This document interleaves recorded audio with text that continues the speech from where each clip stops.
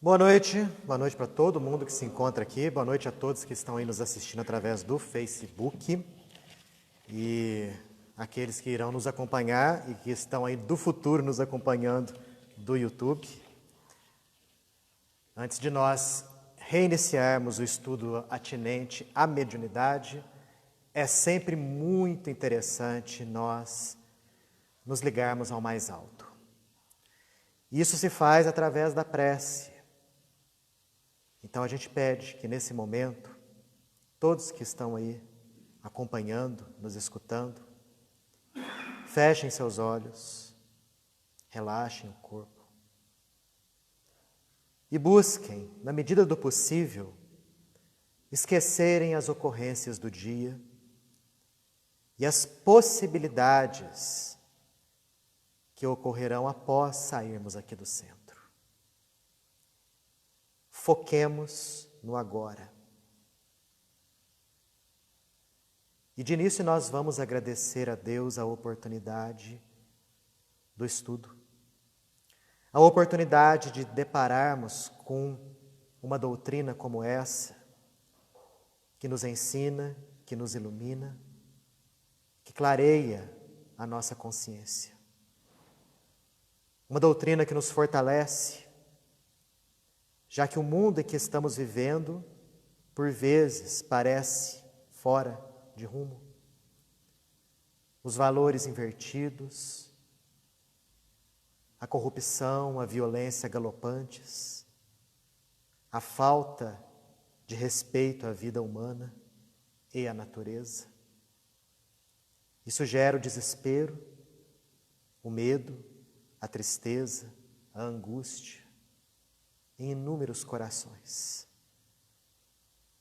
Nós temos, ao contrário, uma religião que nos orienta sob um ponto de vista eminentemente racional acerca do que é a vida, do que estamos fazendo aqui, e nos esclarece a respeito desse planejamento que nunca faltou, relacionado aos momentos de profunda transformação que o nosso planeta vivencia. Então, com isso, estudando os ensinamentos doutrinários, automaticamente vamos nos libertando dos medos, das angústias, dos preconceitos, de tudo aquilo que nos aferra à terra, e aos poucos vamos nos destituindo de tudo aquilo que é de ordem material, a fim de que alcancemos aos poucos a verdadeira realidade, que é a realidade espiritual. Portanto, em momentos como esse que estamos vivendo, nunca é demais repetir que Jesus se encontra no leme e que absolutamente ninguém se encontra sozinho ou desamparado. Muita paz, muita luz, que assim seja. Pessoal, olha só, depois de mais de um ano de estudo, nós chegamos hoje ao último capítulo do Livro dos Médiuns. Aliás, já era para a gente ter encerrado isso, já que ficamos quase 3 meses sem estudar, por conta lá daquele iniciozinho de pandemia, mas nosso planejamento, que era encerrar esse ano, obviamente foi cumprido, estamos encerrando esse ano. Só que a minha ideia era agosto, e estamos já finalzinho de novembro, quase dezembro. Está ótimo. Vamos encerrar hoje o capítulo de número 31, intitulado Dissertações Espíritas. Na semana passada, eu até já havia combinado com vocês a respeito de alguns temas que nós iríamos abordar nas próximas 3 sextas-feiras. Por que nas próximas 3? Nós temos ainda 4 sextas-feiras antes do nosso recesso de final de ano. A última, que vai ser no dia 18 de dezembro, nós vamos falar a respeito do Natal, que é a visão da doutrina espírita a respeito de Jesus, do Natal de Jesus. Obrigado. Está ótimo. Eu fico com 2. Não tem importância não. Obrigado, dona Sandra. Imagina, isso daí veio do coração. Está excelente. Também estou achando. Obrigado, tá? Então, dia 18 de dezembro vai ser o nosso estudo a respeito do Natal, qual que é a visão do Espiritismo acerca de Jesus de Nazaré. Isso vai ser no 18 de dezembro. Mas antes do 18 de dezembro, nós temos 3 sextas-feiras. A exceção dessa de hoje, nós teremos mais 3. 27 de novembro, 4 e 11 de dezembro. Então, nessas 3, nós vamos abordar algum assunto aí aleatório. Na verdade, aleatório não, porque alguns temas foram sugeridos pelo pessoal daqui e pelo pessoal também que estava acompanhando de casa. E eu fiquei pensando nessa semana a respeito do que a gente iria abordar na próxima sexta-feira. E alguns fatos aí me ajudaram a delimitar o tema. Nós vamos falar na próxima sexta-feira a respeito de depressão. Vamos falar sobre depressão e nós vamos também buscar aglutinar no tema depressão temas correlatos, como obsessão e suicídio. Porque foram os 3 que talvez foram os mais sugeridos, eu acho que nos momentos que nós estamos vivendo, são de extrema importância. O que realmente me empurrou para falar sobre depressão e também um pouquinho sobre suicídio, foi aquele suicídio que aconteceu uns 2 dias atrás, né? Da moça que se atirou do alto do hotel. E já vi um outro suicídio, já houve, há pouco mais de um mês, um senhor também se atirou do alto em um outro hotel aqui de Pouso Alegre. Então, no espaço de pouco tempo, 2 suicídios com as mesmas características. Então, o que aconteceu nessa semana me chamou a atenção. Poxa, vamos falar um pouquinho sobre depressão. Porque dizem que é aquela que se suicidou, não sei se isso é verdade, foi o que chegou aos meus ouvidos, apresentava um quadro profundo de depressão. Então, nós vamos falar sobre esse tema e nós vamos aglutinar aí, na medida do possível, a obsessão e também suicídio. Tá? Depressão, suicídio e obsessão. Isso na próxima sexta-feira. Olha só, hoje, o capítulo 31 é um capítulo que Kardec dedicou a algumas dissertações espíritas. Como assim? Pequenos textos que ele, na Sociedade Espírita de Paris, recebeu dos desencarnados. Não somente na Sociedade Espírita de Paris, mas de outros centros espíritas em França e fora da França, abordando assuntos múltiplos, que ele agrupou em 4 grupos, basicamente. Então, existem aqui a respeito do Espiritismo, existem textos que falam a respeito dos médiuns, outros que falam acerca das sociedades espíritas, e ele colocou lá no finalzinho as chamadas dissertações falsas, ou dissertações apócrifas. Daniel, são quantos textos que Kardec colocou aqui, nesse capítulo de número 31? São 34. Nossa, você vai ler tudo agora? Claro que não. Não daria tempo para fazer isso. Eu acho também meio desnecessário e ficaria também maçante. Eu ficar aqui, 2, 3 sextas-feiras só lendo textos para vocês. Então, desses 4 blocos aqui, sobre o Espiritismo, sobre os médiuns, sobre as sociedades e os apócrifos, eu selecionei algumas, poucas, para que a gente pudesse ler e comentar. E é o que nós vamos fazer agora. Começando a respeito do Espiritismo. Kardec coloca aqui alguns textos recebidos via mediunidade, psicofonia e principalmente psicografia a respeito da doutrina espírita. E os autores são os mais diversos possíveis, e muitos deles famosos, Nós temos aqui Santo Agostinho, nós temos Jean-Jacques Rousseau, nós temos São Benedito, nós temos aqui São Luís, E alguns outros aí pouco conhecidos, mas todos os textos são de uma instrução fantástica para nós. De todos esses 9 da primeira parte, eu selecionei o último, que é o de número 9. E já já vocês vão saber o porquê. Ele é pequeno, vou ler para vocês. Venho eu, teu Salvador e teu Juiz, venho como outrora entre os filhos transviados de Israel. Venho trazer a verdade e dissipar as trevas. Escutai-me. O Espiritismo, como outrora a minha palavra, deve lembrar aos materialistas que acima deles reina a imutável verdade, o Deus bom, o Deus grande, que faz germinar a planta e que levanta as ondas. Revelei a doutrina divina, como um ceifeiro, uni em feixes o bem esparso na humanidade. E disse, vinde a mim, todos vós que sofreis. Quem que escreveu isso aqui? O Espírito da Verdade. E quem é o Espírito da Verdade? Jesus de Nazaré. Mas vamos continuar. Mas os homens ingratos se afastaram do caminho reto e amplo que conduz ao reino de meu Pai, dispersos nos ásperos atalhos da impiedade. Meu Pai não quer aniquilar a raça humana. Ele quer, não mais por meio de profetas, apóstolos, quer que vos ajudando uns aos outros, mortos e vivos, quer dizer, mortos segundo a carne, porque a morte não existe, vos socorrais, e que a voz daqueles que já não existem se faça ouvir ainda para vos gritar. Rogai e crede, porque a morte é a ressurreição e a vida, e a prova escolhida, durante a qual vossas virtudes cultivadas devem crescer e se desenvolverem como cedro. Crede nas vozes que vos respondem, são as próprias almas daqueles que evocais. Não me comunico senão raramente. Olha só. Meus amigos, aqueles que assistiram à minha vinda, à minha vida e à minha morte, são os intérpretes divinos das vontades de meu Pai. Homens fracos que credes no erro de vossas obscuras inteligências, não apagueis a tocha que a clemência divina coloca entre vossas mãos, para clarear o vosso caminho e vos conduzir, filhos perdidos, ao regaço de vosso Pai. Eu vos digo em verdade, o Cristo costumava falar sempre esse tipo de palavras, né? Em verdade vos digo. Crede na diversidade e na multiplicidade dos espíritos que vos rodeiam.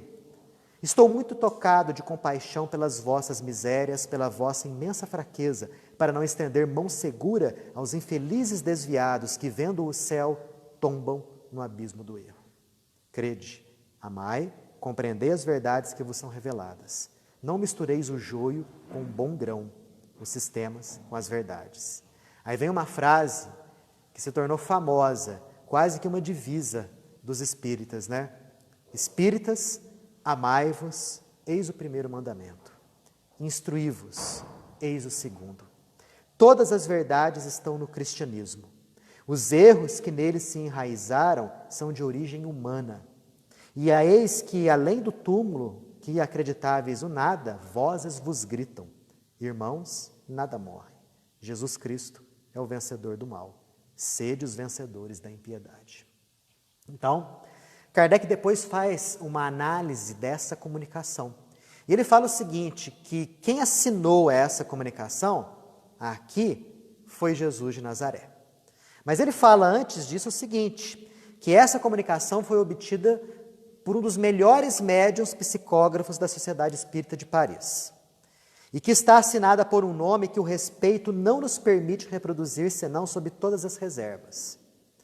Tão grande seria o insigne favor da sua autenticidade, e porque, muito frequentemente, muito se abusou desse nome em várias comunicações falsas. Quer dizer, Kardec coloca aqui, meio com o pé atrás, o nome de Jesus de Nazaré. Por quê?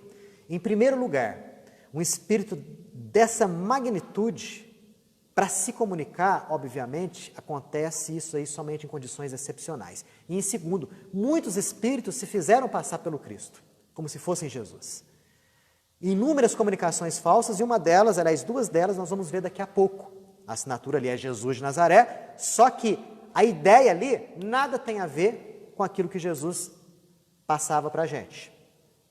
Mas mesmo com esses dois senões aí, Kardec afirma que ali o que foi escrito, o que foi assinado, veio de Jesus de Nazaré. E fala, nós não duvidamos de nenhum modo que ele possa se manifestar. Mas já imaginaram, pelo tudo que a gente estudou aqui, que tipo de médium tem que ser para receber uma mensagem do próprio Jesus de Nazaré? Eu fico imaginando a questão energética da coisa. Porque quando a gente imagina um fenômeno mediúnico, nós vemos ali um intercâmbio de energias. É um intercâmbio de pensamentos, a fim de que a mensagem possa ser materializada. Talvez, quando Jesus se comunicou aqui, tenha havido um certo abafamento vibratório progressivo do pensamento dele. Porque por melhor que seja um médium, ele não fugiria muito da média aqui terrena. Seria talvez melhor do que a maioria, mas não muito. E Jesus é de uma evolução absurda. Então, talvez, e isso vai uma opinião pessoal, uma opinião minha, Daniel, para Jesus se comunicar, tem que passar por diversos intermediários a fim de chegar até o médium encarnado. Aquele pensamento. Nossa, mas existe médium desencarnado? Existe. Por exemplo, um sujeito é médium, exerceu a mediunidade durante muito tempo aqui na Terra. Quando ele desencarna, ele permanece médium do lado de lá? Permanece. E ele trabalha como médium do lado de lá? Sim, trabalha como médium do lado de lá. Então é interessante a gente ver isso daí. Aí dá até para fazer uma certa comparação da energia elétrica que sai das nossas usinas hidrelétricas e aquela que sai das nossas tomadas, 110, 220. A voltagem da energia elétrica que sai de uma usina hidrelétrica é muito maior do que aquela que chega aqui na nossa casa. Daí a necessidade dos transformadores e tudo mais, todos aqueles equipamentos e estruturas para ir diminuindo aquela carga e adequando aquela carga àquilo que a gente usa nas nossas casas. Porque já imaginou você ligar uma torradeira, você ligar uma geladeira, uma televisão, naquela energia elétrica que sai de uma usina hidrelétrica? O estouro ia ser tremendo. Por que eu estou fazendo essa comparação? É como se o pensamento do Cristo fosse essa energia elétrica de ampla voltagem, que é gerada nessas indústrias, nessas usinas hidrelétricas e termoelétricas. Enquanto que nós, a nossa capacidade aqui é a capacidade da geladeira, é a capacidade da televisão, é a capacidade da torradeira. Então, creio que para uma comunicação dessa realmente acontecer, aquele pensamento original de Jesus tem que passar por alguns médiuns desencarnados, intermediários, que vão meio que abafando vibratoriamente aquele pensamento, até chegar no médium encarnado. Porque com certeza o pensamento original, embora belíssimo aqui, era muito mais bonito, muito mais transcendente do que esse exposto aqui. Muito mais. Né? Isso me lembra o que Emmanuel nos escreve no livro Há 2000 anos, quando ele busca retratar a recepção que Jesus faz àqueles primeiros cristãos que haviam sido sacrificados no Coliseu de Roma. E Emmanuel fala para a gente que ele ia tentar, de uma maneira pálida, reproduzir aquilo que Jesus havia dito àqueles primeiros cristãos que haviam sido mortos. Tamanha a beleza e a transcendência do pensamento de Jesus. E aí ele retrata, de uma maneira belíssima, mas que ele fala de modo pálido, o pensamento de Jesus. Isso, Emmanuel, que é muito maior do que a média da nossa humanidade. Então, para receber o pensamento de Jesus, creio eu, tem que acontecer esse tipo de adaptação progressiva da voltagem do pensamento dele. Por essas considerações é que sempre nos abstivemos de publicar algo que levasse esse nome. Olha como Kardec era cuidadoso e criterioso. E cremos que não se poderia ser mais circunspecto nas publicações desse gênero, que não tem autenticidade senão pelo amor próprio, e cujo menor inconveniente é o de fornecer armas aos adversários do Espiritismo. Como dissemos, quanto mais os espíritos são elevados, mais o seu nome deve ser acolhido com desconfiança. E seria preciso estar dotado de uma bem grande dose de orgulho para se vangloriar de ter o privilégio das suas comunicações. Na comunicação acima, que é essa que a gente acabou de ler, não constatamos senão uma coisa, que é a superioridade incontestável da linguagem e dos pensamentos, deixando a cada um o cuidado de julgar se aquele cujo nome leva não a desmentiria. Então Kardec tem até mesmo esse cuidado. E a única coisa que ele coloca de maneira categórica é o seguinte: essa mensagem é portadora de uma linguagem extremamente elevada e o pensamento é extremamente superior. Isso é líquido e certo. Agora, se veio do próprio Jesus de Nazaré, ele deixa para cada um de nós aqui julgar. É o que ele fala aqui, que cada um tenha o cuidado de julgar se aquele cujo nome leva não a desmentiria. Então temos que ter muito cuidado, isso ressalta da obra inteira que nós estudamos a respeito dos nomes famosos. Por quê? Porque os espíritos enganadores, obsessores, eles adoram envolver o médium em mentiras com o objetivo de possuir o pensamento do médium e de manipulá-lo cada vez mais. E como é que o obsessor faz isso? Adulando o médium, indo para a parte do amor próprio. Então, o obsessor, às vezes muito inteligente, elabora um texto com pensamentos elevados juntamente com pensamentos de meia-verdade. E se o médium não for bastante criterioso, ele vai ler aquilo ali e vai ver a assinatura. Nossa, olha só quem escreveu isso daqui. Jesus de Nazaré. Nossa, eu estou podendo mesmo, hein? Como realmente eu sou bom. Jesus de Nazaré. Ah, mas está falando aqui em caridade, só pode ser ele mesmo. Né? Nossa, olha só quem assinou aqui, João, o Evangelista. Ou, puxa vida, o Chico Xavier acabou de mandar uma mensagem para mim por psicografia. É o que Kardec fala aqui. Espíritos de ordem elevada podem se comunicar conosco? Podem, claro que eles podem. Mas é necessário que nós tenhamos um pé atrás com relação a esse tipo de comunicação quando nós recebermos uma mensagem com uma assinatura grande como essa. Para ver se realmente a ideia bate com a personalidade do espírito cujo nome ali está. Não é nem os termos propriamente ditos usados, que muitos deles vêm do médium, mas a ideia, tem que se avaliar a ideia. Lá na parte dos apócrifos, existem duas comunicações aqui a respeito, né, que são colocadas como sendo de Jesus. Ele coloca aqui na comunicação 33, olha só, assinada por Jesus. Só que é falsa essa. Filhos da minha fé, cristãos da minha doutrina, esquecida pelo interesse das torrentes e da filosofia materialistas, segui-me pelos caminhos da Judéia, segui a paixão da minha vida, contemplai meus inimigos agora, vede meus sofrimentos, meus tormentos e meu sangue derramado pela minha fé. Notam a mensagem? Aquela mensagem melodramática, estranha, que não tem nada de elevado? Filhos espiritualistas de minha nova doutrina, estejais preparados para suportar, para desafiar as torrentes da adversidade, os sarcasmos dos vossos inimigos. A fé marchará sem cessar, segundo a vossa estrela, do mesmo modo que a estrela conduziu pela fé os magos do Oriente ao presépio. A vida, meus caros irmãos, nessa esfera terrestre, toda preparatória, não pode durar senão o tempo necessário para viver bem preparado para essa nossa vida, que não poderá jamais acabar.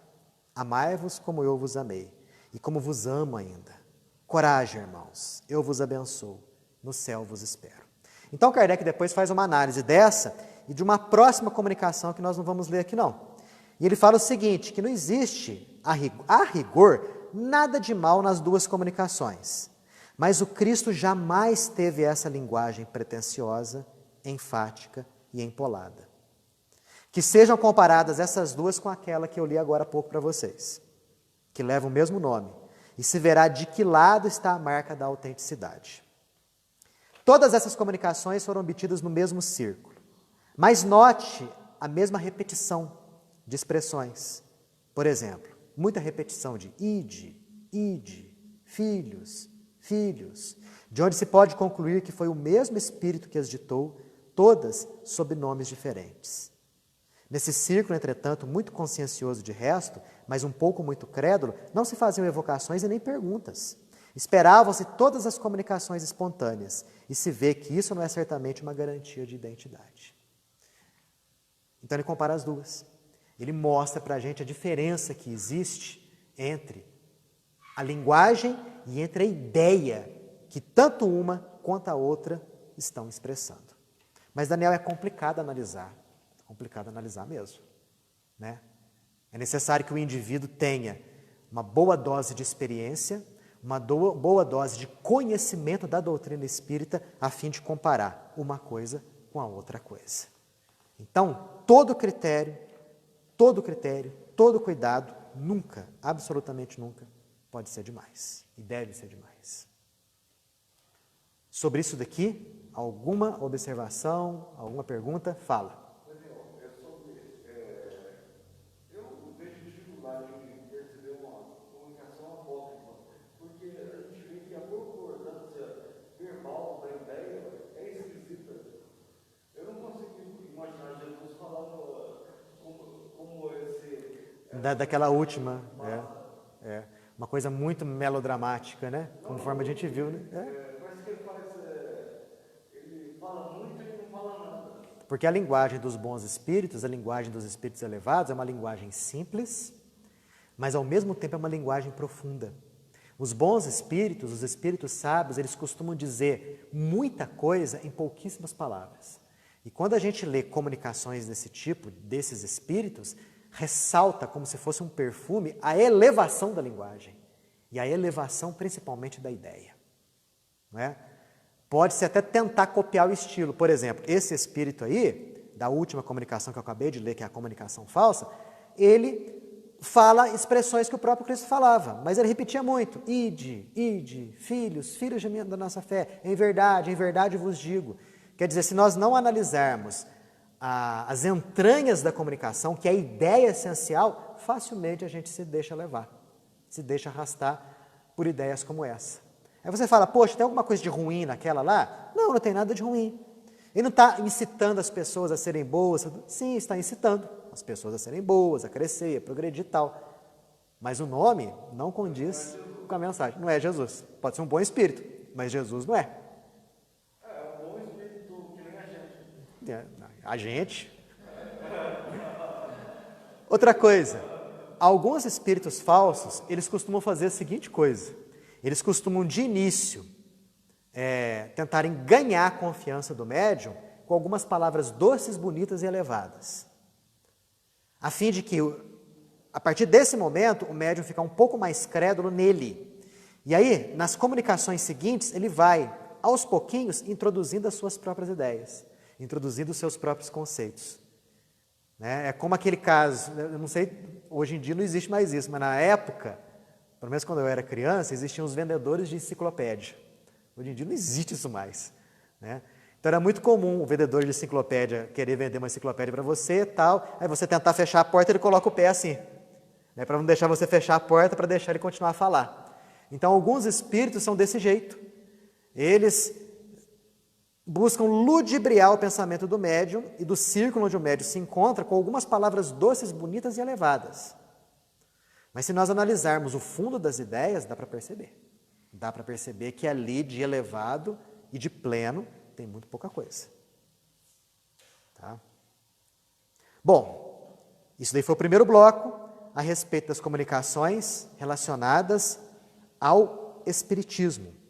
Vamos para o segundo bloco, que são várias comunicações que Kardec coloca a respeito dos médiuns. Deixa. Eu tive a resposta que o espírito, na verdade, seria vários espíritos, né? Um conjunto de espíritos. E eu tive uma outra ocasião que o espírito da verdade seria João Batista. Mas hoje deu para entender, como você falou, ele precisa se filtrando e diminuindo.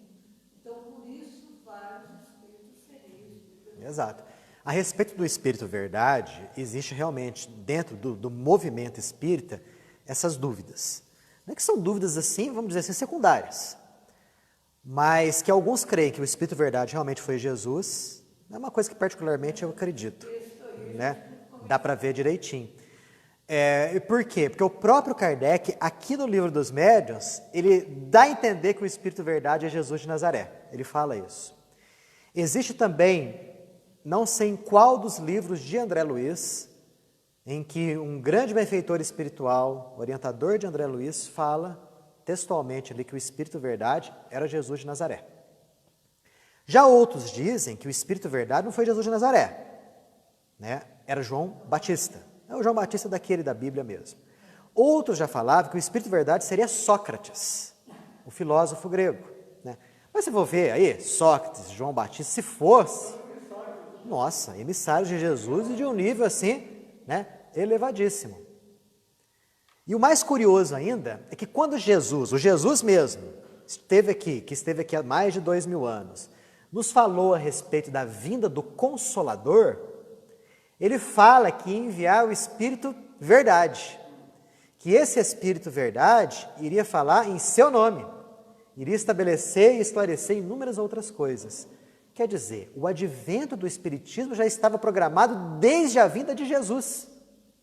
Quando ele fala a respeito da vinda do Consolador, e quando a gente analisa tudo aquilo ali, das palavras dele, ele está falando especificamente da doutrina espírita, que ia surgir 1857 anos depois daquilo que ele havia falado.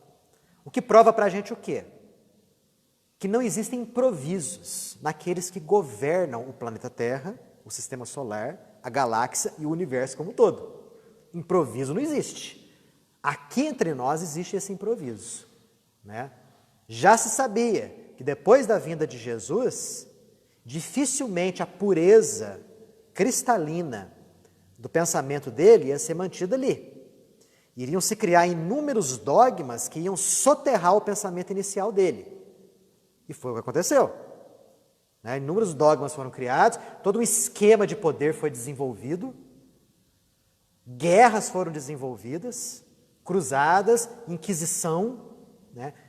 Houve a necessidade do Espiritismo surgir com o objetivo de tirar aquilo que é, né, desnecessário, que é a excrescência, que são os dogmas, que são o ritualismo, os cerimoniais, as hierarquias, para ficar com o pensamento original de Jesus, bem mais desenvolvido e esclarecido pelo progresso científico da nossa época. Então, isso daí é fruto de todo um planejamento. Não aconteceu por forma do acaso de modo algum. Então, essa questão do Espírito Verdade realmente é palpitante. Mas eu particularmente creio que o Espírito Verdade era o próprio Jesus de Nazaré. E é mesmo, né? Se a gente for ver o que propõe o Espiritismo, que é justamente libertar a humanidade como um todo da ideia materialista, é uma missão fantástica e belíssima. E que tem de se espalhar com o tempo para todos os locais. Nossa, mas será que tem jeito mesmo? Aqui na doutrina espírita, em termos de espiritismo, só o Brasil, que é a maior pátria, tem só 4 milhões de espíritas declarados? É muito pouco tempo também, né, gente? De 1857 até 2020, é muito pouco tempo. É de se crer que, por exemplo, Jesus começou com 12 discípulos e mais 70 que o acompanhavam de maneira mais de perto. Enquanto que o Espiritismo é de muito pouco tempo. Né? E depois passou para 500. Exatamente, os 500 da Galileia. Então eu acho que, ainda mais com o avanço da comunicação como tem avançado nos dias atuais, a tendência da divulgação da ideia espírita é crescer cada vez mais. E é o que a nossa humanidade está precisando. Porque nos dias de hoje, mais do que nós aceitarmos por fé alguma coisa, nós temos que entender. Nos dias de hoje, o entendimento tem que ser a base da nossa fé. Você acredita? Acredito, mas eu acredito porque existe algo que me convence disso. Caso contrário, virão as dificuldades, virão os problemas. Para onde vai a minha fé? Para onde? Agora há pouco a gente estava falando da questão do suicídio. Todos nós passamos por momentos de dificuldade na nossa vida. Por dificuldade, por problemas, sabe, inúmeras outras situações. Se nós não entendermos que o planeta Terra é uma escola, que estamos passando por situações que foram forjadas por nós mesmos no passado, com o objetivo de resgatarmos erros e nos prepararmos para o futuro, é complicado passarmos por essas dificuldades de modo incólume. Daí surgirão os medos, as tristezas profundas, as ideias suicidas, não é? E o Espiritismo veio nos mostrar que estamos aqui só por pouco tempo, de modo inequívoco, através de provas. Por isso que a doutrina espírita veio modificar a humanidade, começando por modificar os próprios componentes da humanidade, que somos nós mesmos. Bom, sobre os médiuns aqui, ó, são várias comunicações sobre os médiuns, tá? Vou falar de número 15. Olha só quem que escreveu essa daqui, o Espírito Verdade. Todos os médiuns são incontestavelmente chamados a servir a causa do Espiritismo, na medida da sua faculdade. Mas há bem poucos deles que não se deixam prender na armadilha do amor próprio. E é uma pedra de toque que raramente não alcança seu efeito. Do mesmo modo, com dificuldade, encontrareis sobre 100 médiuns, por ínfimo que seja, que não se tenha acreditado nos primeiros tempos da sua mediunidade, chamada a obter resultados superiores e predestinada às grandes missões. É verdade. Olha como que o orgulho costuma agir em nós. É dessa forma. E aqui a gente pode extrapolar não somente para os médiuns, mas também para todos aqueles que de alguma forma travam contato com os ensinamentos espíritas e buscam, de certa maneira, se integrar ao movimento espírita, seja sendo médium, seja sendo palestrante, seja sendo um doutrinador, um passista, um dirigente, ou qualquer outra atividade dentro da casa espírita. O Espírito Verdade fala o seguinte: quase todos, pelo menos no início, desenvolveram esse pensamento: estou predestinado a grandes coisas, a grandes missões. Isso, gente, isso é o que o orgulho nos fala. Porque o orgulho é uma lente que deforma a nossa visão acerca de nós mesmos. Vamos supor que surge uma mediunidade aqui no Daniel. O orgulho do Daniel vai levá-lo a crer que ele é um grande médium predestinado a diversas coisas fantásticas. A ser um continuador do Chico Xavier. Exato. É o que o orgulho nos fala. E é o que todo médium, assim como todo trabalhador na seara espírita, tem que pensar. É interessante ver isso, porque eu já passei por isso lá no meu início, quando eu comecei, há anos atrás, a trabalhar dentro do movimento espírita. A gente pensa que a gente é grande coisa e vai fazer coisas grandiosas. E primeiro, vai converter todo mundo. Então, talvez uma das primeiras ações é justamente tentar convencer todo mundo que não crê aquilo que a gente crê, que eles estão errados e nós estamos certos. E que eles estão perdidos, nós estamos salvos porque somos espíritas. E o tempo vai nos mostrar que verdadeiramente nós não somos aquilo que nós pensamos que somos. Nós somos bem menos. Então, se surgir em nós alguma mediunidade, tenha certeza, quase sempre você vai ser um médium anônimo e obscuro, que você vai trabalhar numa reunião mediúnica 1 ou 2 vezes por semana, ninguém lá fora vai saber o seu nome, você não vai aparecer na mídia, e você não vai receber mensagens de impacto espiritual tremendo para mudar os rumos das coisas, não. Quase sempre você vai ser um médium pequeno, obscuro e anônimo, mas exerça a sua mediunidade de modo correto. Faça aquilo que você veio programado para fazer, que é ajudar o semelhante, ao mesmo tempo que você cresce como pessoa. O Espírito Verdade continua. Os que sucumbem a essa vaidosa esperança, e seu número é grande, tornam-se presa inevitável de espíritos obsessores, que não tardam em subjugá-los, adulando o seu orgulho e prendendo-os pela sua fraqueza. Quanto mais quiserem se elevar, mais sua queda será ridícula, quando não desastrosa para eles. Eu conheci um médium que recebia o Espírito de Jesus de Nazaré. Eu conhecia. E é claro que não era Jesus de Nazaré. Uma das primeiras coisas que esse Espírito falou para mim através do médium, que não era para duvidar da mediunidade do seu pupilo, do seu instrumento, devido à grandeza que ele tinha, ele, Jesus de Nazaré.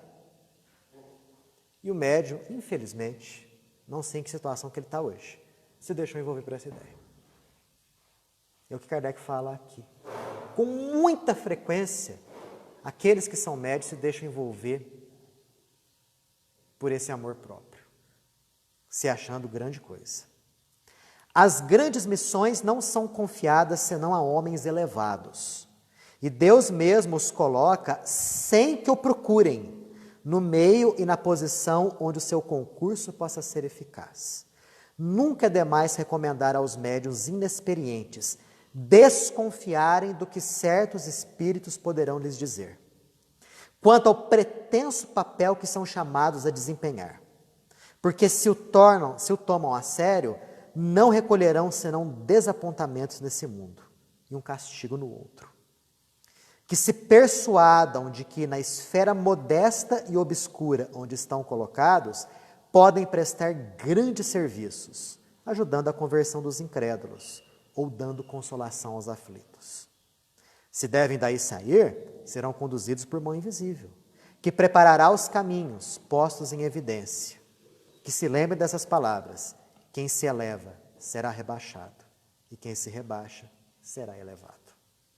Isso daí, para todos aqueles que são médiuns e, aliás, para todos aqueles que desempenham algum tipo de função no movimento espírita, essa mensagem é de fundamental importância. Sobre isso daqui, alguma observação, alguma pergunta? Fala. Para todos nós, né? Para todo mundo. Essa mensagem aí mostra que o principal defeito que nós temos, aliás, é o defeito que nós menos aceitamos, é justamente o orgulho. Ninguém aceita que é orgulhoso. Dificilmente o sujeito aceita, aliás. Imagina, eu orgulhoso, porque nós achamos que o orgulho é uma coisa, sabe que na verdade ele é outra. O orgulho é um sentimento de superioridade pessoal. No orgulho tem muito de presunção. No orgulho a pessoa acha que é uma coisa elevada, sendo que na verdade ela não é elevada. Né? A humildade é o contrário do orgulho. A humildade é aquele sentimento que o indivíduo sabe quem ele realmente é. Enquanto que no orgulho ele tem uma visão distorcida de si próprio. Ele acha que é mais, sendo que na verdade ele não é, ele é menos. Quando Jesus nos falou: eu sou o caminho, a verdade e a vida. Ninguém vai ao Pai senão através de mim. Ele poderia falar isso? Sim. Jesus estava sendo humilde? Claro. Porque ele se conhecia e ele sabia quem ele era. Agora, se qualquer um de nós falar que eu sou o caminho, a verdade e a vida, ninguém vai ao Pai senão por mim, é uma baita de um orgulho, né? Do tipo, quem você pensa que é? Caminho, verdade e vida.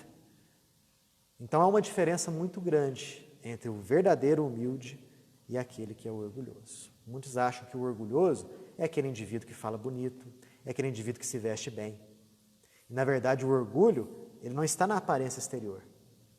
Há indivíduos possuidores de riqueza, por exemplo, que são profundamente humildes. Há outros indivíduos que não têm nada de material na vida, né? Que têm assim, uma latinha de massa tomate só de posse na vida e que são de um orgulho tremendo, porque se creem mais do que realmente são. Muito mais do que a aparência exterior, o que a gente tem que ver? A conduta da pessoa. A conduta é que realmente conta. E o modo como ela se relaciona com os outros. Não podemos deixar de ter certeza da seguinte coisa: a grandeza maior que existe, ela é atestada pela humildade. É o modo como nós nos relacionamos com as outras pessoas. Não é o curso que você tem, não é o dinheiro que você possui, não é a profissão que você exerce, não é a beleza que você tem ou a ausência dela, não. O que realmente conta é o modo como você procede com o semelhante. Seja esse semelhante quem for. A medida da nossa humildade e orgulho passa muito por isso aí, viu? O modo como a gente trata as pessoas que estão do nosso lado aqui. Quando eu falo das pessoas, eu estou falando dos familiares também. Eu estou falando dos amigos. Eu estou falando daqueles que estão ao nosso redor. Né? O nosso bem-estar futuro depende muito disso aí. Bom, esse foi o segundo bloco. Tem várias outras coisas aqui a respeito dos médiuns. Comunicações de Santo Agostinho, comunicação de São Luís, né? Várias, e todas elas lindas. Comunicação de São Vicente de Paulo, olha só, o campeão da caridade. Foi São Vicente de Paulo quem criou, né, os primeiros asilos, né? Vocês sabem quem São Vicente de Paulo foi em encarnação passada? Sabe? Foi Herodes, o grande. Foi aquele mesmo Herodes que mandou matar, sabe aquelas crianças? Na época lá que Jesus nasceu, né? Não, o Herodes, o grande mesmo, não foi o Antipas, não. Né? Foi aquele que, quando ficou sabendo da existência, ele, nossa, quer dizer que o Salvador dos judeus já chegou, o rei dos judeus já está aqui entre nós, mandou matar todas as crianças com menos de 2 anos de idade, passada a fios de espada. Né? Uma das ideias que Jesus foi ao Egito, né? Se bem que há controvérsias, né? Há controvérsias que Jesus tenha ido realmente ao Egito, fugido. Coloca na quarentena essas ideias. E quando a gente falar sobre o Natal, nós vamos explicar por que há controvérsia sobre isso daí. Mas Herodes depois reencarna. Lógico que entre Herodes, naquela reencarnação, e São Vicente de Paulo, ele melhorou muito. Ele melhorou de um passo, de um salto só? Claro que não. Podemos ter certeza. Acontecendo diversas reencarnações intermediárias, obscuras, com dor, com sofrimento, onde ele foi se preparando até chegar nesse nível de São Vicente de Paulo. Assim como Judas Iscariotes futuramente reencarna como Joana d'Arc, entre Judas Iscariotes e Joana d'Arc, que são o mesmo espírito, você pode ter certeza. Inúmeras outras reencarnações aconteceram ali, obscuras, anônimas, em meio de tormento, dor, sofrimento, onde aquele espírito foi lapidado até chegar naquele nível que ele chegou. Né? Pega o exemplo do Alarico, do século IV, Sim. do século V. Ele depois veio com Jesus Gonçalves. Jesus Gonçalves, exato. Ele conta a caminhada dele, foi de muitas existências como rancenias. Foram, assim, se eu não me engano, umas 4 ou 5 existências em que ele alternava rancianias e fogo selvagem, rancianias e fogo selvagem. Porque por onde Alarico passava, ele botava fogo em tudo. Torrava tudo.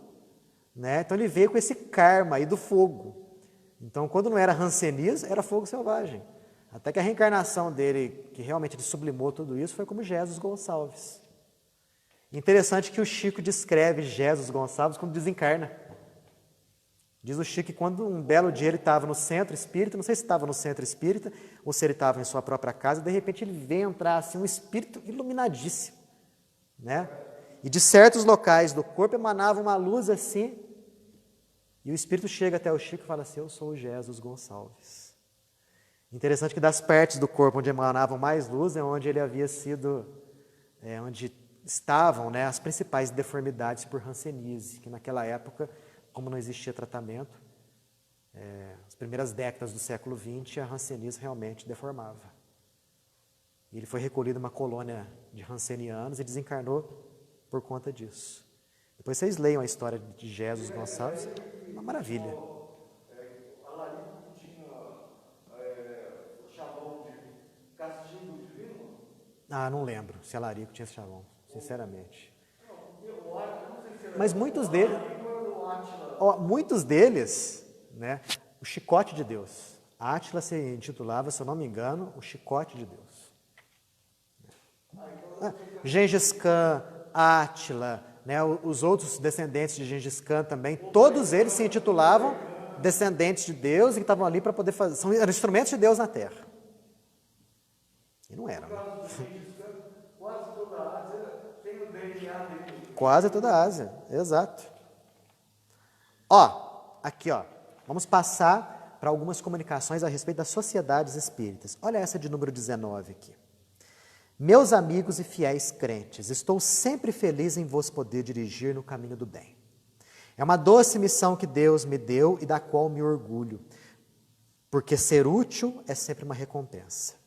Que o Espírito da caridade vos reúna, tanto a caridade que dá, como aquela que ama. Mostrai-vos pacientes contra as injúrias dos vossos detratores. Sede firmes no bem e, sobretudo, modestos diante de Deus. Não é senão a humildade que eleva. Olha a frase que ele vai falar aqui agora. É a única grandeza que Deus reconhece. A única. Eu fico imaginando, pessoal, a decepção que vai ser para essas pessoas que se escondem atrás de rótulos, de títulos, de fortunas, de postos. A decepção que essas pessoas vão experimentar quando desencarnarem e chegarem do lado de lá e perceberem que a moeda que vale do lado de lá é aquela que eles conquistaram através do crescimento de ordem intelecto-moral. Se eles não avançaram moralmente, vão ser verdadeiros mendigos espirituais do lado de lá. Verdadeiros mendigos espirituais. Então, desenvolver a humildade é de fundamental importância para o nosso bem-estar, para o nosso benefício espiritual. No agora e no futuro. Porque iremos desencarnar. Todos nós, daqui a pouco, iremos desencarnar. Né? Vamos esperar chegar do lado de lá numa condição superior, melhorada, relacionada àquela condição que nós tivemos quando chegamos aqui. A ideia é essa. A Terra é uma escola, é um presídio também, é um hospital também. Mas a feição escola supera as outras duas feições. Então cheguemos do lado de lá, imbuídos de boas intenções e avançando um pouquinho mais. A ideia básica é essa daí. E a gente pode começar isso a qualquer momento, a qualquer instante. Né? Identifiquem em vocês qual é o lado que precisa ser trabalhado. Ah, eu sou um indivíduo de estupim curto, perca a paciência por qualquer coisa. Trabalhe nisso. Ah, eu sou um sujeito preguiçoso, nossa, eu não aguento fazer nada. Trabalhe isso. Ah, eu sou uma pessoa realmente orgulhosa, eu me acho superior aos outros. Trabalhe nisso. Ah, mas eu não vou conseguir vencer isso. Está em mim, está enraizado em mim. De uma hora para outra você não vai conseguir mesmo. Mas somente o esforço em querer mudar facilitará as coisas no futuro. E os bons espíritos que nos auxiliam, eles percebem o nosso esforço em querer melhorar. Pode ser até que você não melhore 100%. Mas uma pequena percentagem, uma fraçãozinha de melhora, a gente tem que apresentar. Vamos sair dessa reencarnação de modo melhorado, gente. Ninguém aqui vai atingir a perfeição. Nós vamos reencarnar aqui várias vezes nesse planeta ainda. Várias vezes. Até atingirmos um nível bom, de maior equilíbrio espiritual, e vai chão. Mas a gente tem que começar. Os primeiros passos têm que ser dados. É que São Luís fala aqui, ó, só um segundinho. Sede benditos em nome do Criador, e vos engrandecereis aos olhos dos homens, ao mesmo tempo que aos de Deus. Eu acho que a gente não tem mais tempo de assim, ter uma segurança de reencarnar nesse planeta. Tem algumas ressalvas que não vão voltar mais nesse planeta. Ah, não voltam. Mas, mesmo assim, desamparados, esse pessoal não vai estar. Isso não. Agora, aqui, realmente, muitos milhões já não vão reencarnar aqui. Né? Segundo...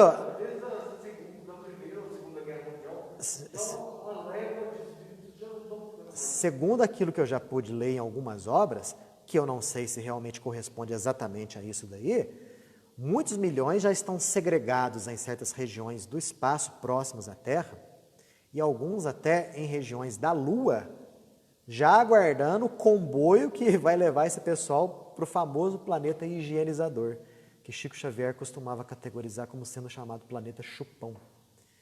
Que nesse exato momento se encontra num momento espiritual semelhante ao momento da Terra quando era um planeta primitivo, na época das cavernas. Então, muitos milhões, por falta de afinidade vibratória total com as novas condições de vida aqui do planeta, não vão reencarnar mais para cá. Tão cedo não. Tão cedo não. Vão reencarnar nesse planeta de ordem inferior, vão comer o pão que o diabo amassou lá, porque lá eles vão se deparar com nenhum progresso de nada. Né? Imagina você com todo o seu conforto de agora, com Netflix na tua casa, com celularzão, com chuveiro elétrico, com micro-ondas, de repente você ser privado de tudo isso e morar no meio do mato, com nada. Inventar a roda. Você vai ter que inventar a roda. Você vai ter que descobrir o fogo.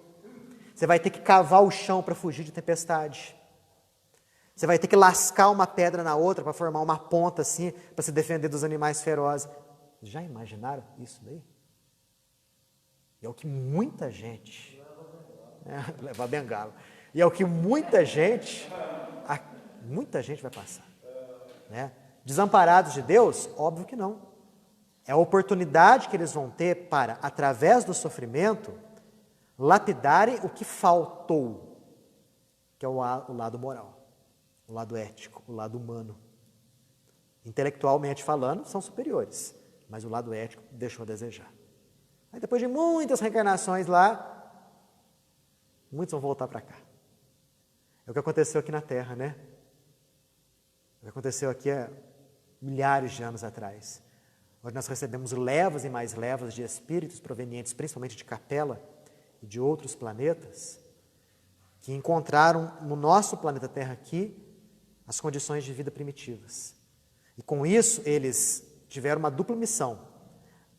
No mesmo tempo em que eles alavancaram o progresso intelectual do planeta, trazendo inclusive a concepção de Deus para cá, eles também iam se lapidando espiritualmente, crescendo espiritualmente. E muitos aprimoraram a genética humana.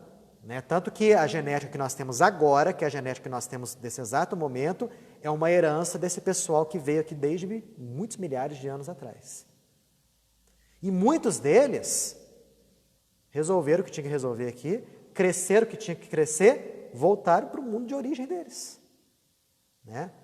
Não é à toa que a gente vê no Egito aquelas obras monumentais fantásticas de uma civilização que ainda não se descobriu tudo que fez. Se você comparar o Egito daquela época com o Egito de hoje, você, poxa, mas é o mesmo lugar, é o mesmo Egito, mas são povos diferentes. Aqueles muitos que alavancaram aquele progresso tecnológico, resolveram o que tinha que resolver aqui. Voltaram para casa. E aqueles povos mais antigos, Atlântida, Lemúria. Tudo, esse pessoal reencarnou tudo ali também. Tudo nesses continentes perdidos. Né? Só para a gente arrematar aqui, número 23. Falando sobre reunião mediúnica, né? E sociedades. O silêncio e o recolhimento são as condições essenciais para todas as comunicações sérias. Jamais obteríeis isso, senão daqueles que não fossem atraídos para as vossas reuniões, senão por curiosidade. Convidai, pois, os curiosos para irem se divertir em outro lugar, porque sua distração seria uma causa de perturbação. Não é outro motivo que as reuniões mediúnicas têm que ser fechadas. Somente com pessoas que entendem o que está acontecendo ali dentro e como ela deve se comportar a fim de não atrapalhar o bom andamento da reunião. Não deveis tolerar nenhuma conversação quando os espíritos são perguntados. Tendes, às vezes, comunicações que requerem réplicas sérias da vossa parte e respostas não menos sérias da parte dos espíritos evocados que experimentam, crede-o bem, desprazer com o conchicho contínuo de certos assistentes. Daí nada de completo nem de verdadeiramente sério. O médium que escreve experimenta também ele as distrações muito nocivas ao seu ministério. Eu lembro quando as reuniões mediúnicas eram abertas, ficavam os médiuns aqui, a reunião acontecendo na mesa, uma plateia lotada de pessoas. E esses cochichos que São Luís fala aqui, verdade, existiam, né? O espírito estava dando comunicação lá, aí às vezes a gente via assim, um cutucando o outro da plateia, né? Olha o que ele está falando ali. Né? Um cochichava para o outro, risadinha, né? Eu acho que isso ele está falando para você. Eu acho que aquele espírito está com você. Eu tenho certeza que aquele espírito está com a minha mãe. Quer dizer, esse tipo de coisa incomoda, desequilibra, gera um clima nocivo ao bom andamento da reunião mediúnica. Gente, são 34 mensagens aqui. Quem tiver o livro dos médiuns em casa, pega esse último capítulo, vão lendo essas mensagens todas, que nada mais, nada menos, são um arremate, são exemplos práticos de tudo aquilo que a gente viu nessa obra ao longo desse mais de um ano que nós estudamos o livro dos médiuns. Alguém quer fazer alguma pergunta? Alguma observação? Fala. A gente já vai fazer um ano que a gente está estudando. Mais de ano. A gente ainda está aproveitando a sua habilidade de sintetizar o que é essencial para o momento. Porque se você ler parágrafo por parágrafo, Nossa. 2, 3 anos disso. 2, 3 anos. E fica chato também. Fica maçante, né? Um aqui ficar só lendo, falando. Por isso que eu estimulo bem a participação de todo mundo. Porque fica um negócio mais dinâmico, né? E mantém todo mundo acordado também. Um fala, um comenta e tal, né? É importante isso. E força todo mundo a pensar. E força todo mundo a pensar. A ideia é justamente essa. Jogando ideias. Não. É o que a gente sempre fala, Antônio Carlos, que a gente não pode aceitar tudo aquilo que os outros falam. Então ninguém aqui tem que facilmente aceitar tudo aquilo que eu falo. É sério isso. Né? Se fizer lógica, se tiver bom senso, se tiver de acordo com aquilo que vocês conhecem do Espiritismo, maravilha. Agora, se não tiver, não aceita. Obviamente que não. A gente está aqui justamente para poder crescer juntos, estudando juntos, porque é assim que a gente vai aprimorando o nosso pensamento e é assim que a gente vai adaptando a nossa conduta àquilo que a gente aprende. Porque, melhor do que ler dezenas de livros e continuar com o mesmo pensamento, a mesma conduta, é você ler um livro só bem lido e mudar um pouquinho o teu pensamento e a tua vida por conta daquilo. Há muitos anos eu ouvi de uma pessoa a seguinte frase, falando da quantidade de livros que existe no meio espírita, livros fantásticos, livros excelentes e tal. Essa pessoa falou o seguinte: entenda profundamente o que o livro dos Espíritos está trazendo. Que aí você já vai estar fazendo uma grande vantagem para a tua encarnação. E é verdade. Porque se a gente entender a profundidade daquela obra e o quanto aquelas respostas dizem respeito à nossa felicidade, nós vamos mudar o nosso pensamento, a nossa conduta e, consequentemente, a nossa vida. Porque a gente está aqui para isso. Né? Ficar estático, parado, já ficamos estáticos e parados há muitas reencarnações. Eu acho que nós já chegamos a um momento espiritual da nossa vida que, por questão de maturidade, estamos sendo impelidos a mudar a nossa conduta. Deixar de lado os nossos vícios, os nossos erros, as nossas intolerâncias, os nossos preconceitos, pelo menos admitir que a gente erra e que nós somos assim. Admitir a nossa indigência espiritual é um bom passo,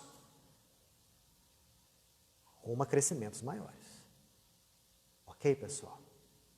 Então, mais de um ano estudando essa obra. A gente agradece a presença de todos, a gente agradece o contato, as perguntas, as observações, as respostas, as atenções, né, de todos aqueles que estão aqui nos acompanhando mais firmemente, de todos aqueles que não estão podendo aparecer fisicamente aqui por conta da situação global que nós estamos vivendo, né, que a gente tinha uma quantidade boa de pessoas aqui sempre, todas as reuniões, mas a gente sabe que isso vai passar, como tudo que é ruim passa mesmo, vai ficar só a lição. Agradecer também agora a presença do nosso pessoal que está nos acompanhando via internet e convidando a todos para a próxima sexta-feira, em que nós iremos falar a respeito do assunto-chave, depressão, em que nós também iremos, na medida do possível, óbvio, não vai dar para falar tudo, abordar o assunto obsessão e o assunto suicídio. Aquilo que vocês já puderem estudar em casa, ler em casa, a respeito desses 3 assuntos, para trazerem aqui, para enriquecer o nosso estudo, enriquecer aquilo que a gente está falando, sempre vai ser muito bem-vindo. Ok, gente? Daniel, Fala. a gente se prepara para a reunião, não precisa muito, é só ler a linha do Manuel Filomeno de Miranda sobre obsessão, já fica já... A linha de obsessão do Manuel Filomeno de Miranda é excelente. Realmente, bem lembrado. Não, e são poucos livros, né? Cada livro é pequenininho. Bastante coisa. Vamos fazer a nossa prece, então. Peço para todos aqui acompanharem mentalmente, a todos aí de casa.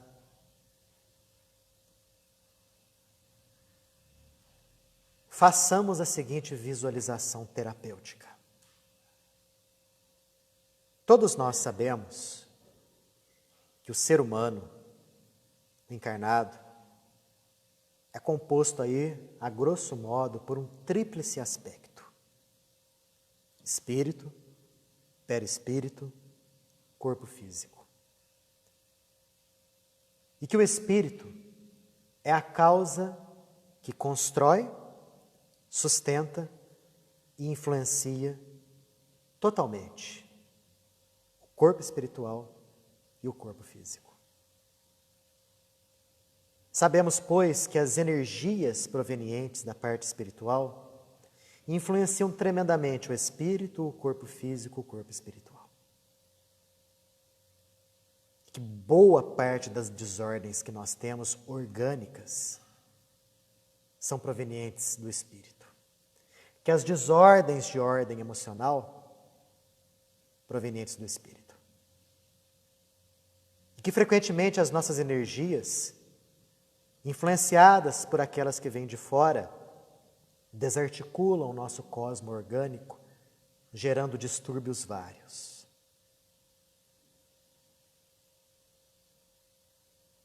Mas dá para nós remediarmos isso. Imagine que uma luz bem alva, brilhante, mas não aquele brilho que ofusca, é mais aquele brilho que deslumbra. Imagine essa energia perto de você. Ela veio do alto e se localizou à sua frente.